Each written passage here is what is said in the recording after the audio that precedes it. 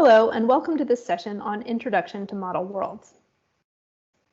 In this session, we will define and discuss the uses of applied epidemiological modeling, as well as introducing our conceptual framework for applied modeling that we'll be using throughout the week. I'd like to start by defining applied epidemiological modeling. So epidemiological means related to the distribution and determinants of health-related states and events. Modeling is the use of simplification to represent the key components of something that you're trying to understand more clearly, and applied means for application to the real world. Thus, applied epidemiological modeling is the use of simplification to better understand the distribution and determinants of health-related states and events in the real world. There are 5 main uses of applied epidemiological modeling that I'll summarize as insight, estimation, prediction, planning, and assessment. Insight includes both the basic process of improving understanding of the dynamics of health and disease, as well as the applied process of translation of results into decision-making and communication tools. Estimation is improving measurement and interpretation of key health indicators at the population and individual levels. Prediction is projection and forecasting of expected future trends. Planning can include both guiding study design and intervention rollout when you know what you want to do, but you are trying to figure out how to do it more effectively or more efficiently. It also includes informing decisions through analysis and comparison of policy scenarios.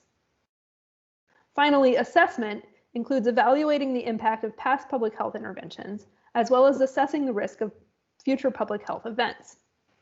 We'll see examples of many of these uses of applied epidemiological modeling throughout the week. Now I'd like to introduce our conceptual framework for applied modeling.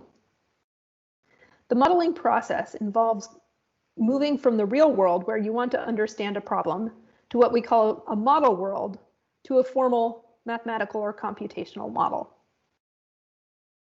A model world is an abstraction of the real world that specifies its essential features and assumptions for a particular purpose. A mathematical model is a formal description of those assumptions in the form of equations. And once we have a mathematical model, we know exactly what assumptions we've made, and we can follow those assumptions to their logical conclusions to address a research question. The modeling process occurs in a series of steps. The first step moves from the real world to the model world, and we call this process abstraction.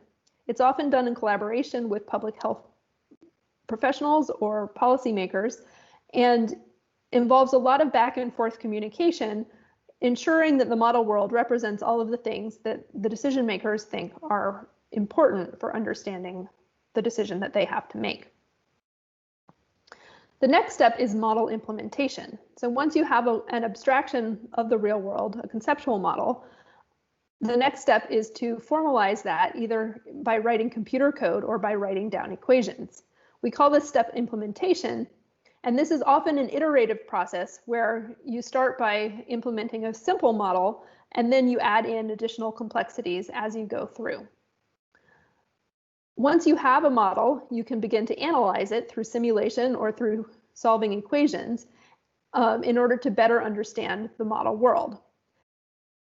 Finally, the last step is interpreting the model world to understand its implications for the public health problem of interest.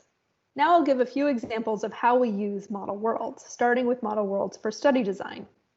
During the West African Ebola epidemic in 2015, a group of us worked to ask the question of what clinical trial design should be used in Sierra Leone to evaluate the efficacy of an Ebola vaccine. The options that were being considered at the time were a stepped wedge cluster randomized trial or a randomized control trial with phased vaccine rollout. To address this question, we developed a model world that included the underlying epidemiological processes, as well as the study designs to be implemented, the observation and measurement processes, and the approach to data analysis. The ultimate model looked something like this. First, we fitted epidemic declines with a decay model. Then we simulated stochastic epidemic projections. We then simulated the trial population with risk determined by these projections, and simulated the vaccine trial design. We then analyzed the data from each of these simulations, just like we would the real trial data.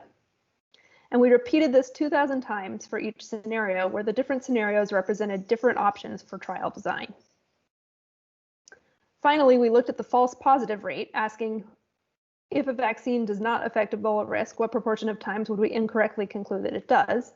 And we also looked at the statistical power, asking if a vaccine is efficacious, what proportion of times we would correctly conclude that it's efficacious. Doing this allowed us to conclude that a stepped wedge trial would not have sufficient statistical power to be able to detect an efficacious vaccine. The next example focuses on model worlds for impact evaluation, again focusing on the West African Ebola outbreak. In this case, Kucharski et al. Asked how many Ebola cases were averted in Sierra Leone as a result of increased availability of beds in care facilities. Their approach can also be described in terms of a model world, where they've specified the underlying epidemiological processes, the intervention to be evaluated, in this case, the rollout of additional beds, other factors that may have influenced the outcome, such as behavior change, and the outcomes of interest, which in this case are the number of deaths. Their approach involved fitting the model to the outcome data, so the time series of observed deaths, and then rerunning the model without the intervention. This allowed them to compare what happened in the model world when there was an intervention, or in the counterfactual scenario where there was no intervention, and thus infer in the real world what the impact of the intervention was.